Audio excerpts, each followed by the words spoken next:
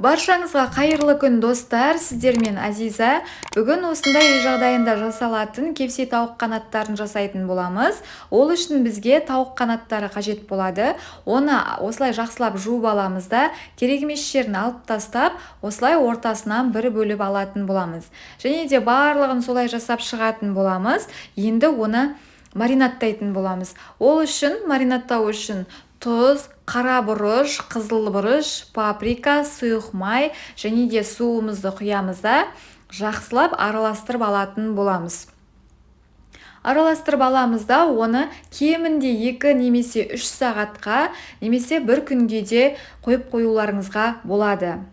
Осылай маринатталып тұруы керек. Енді біз басқа ыдысымызға ұн және де паприка мен тұзымызды салып, жақсылап араластырып аламыз. Енді маринатталған тауықтарымызды аламыз да, осылай жаңағы ұнымызға аунатып шығатын боламыз.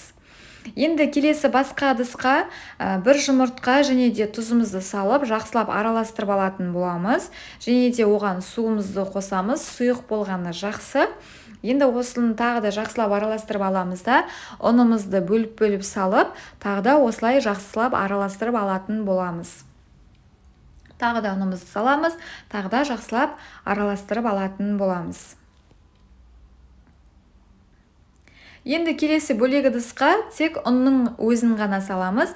Енді мына жерде тауық қанаттарын жаңағы ұнымызға аунатамыз, оны жұмыртқалы массамызға және де осы тек ұнның өзіне аунатып, қызып тұрған ыдыста майымызды толтырып қоямыз да, майымыз қатты қызып тұруы керек, соған жақсылап қуырып алатын боламыз, екі жағын аударып. Сонымен менің кепсем дайын болды. Назарларыңызға рахмет, сау болыңыздар.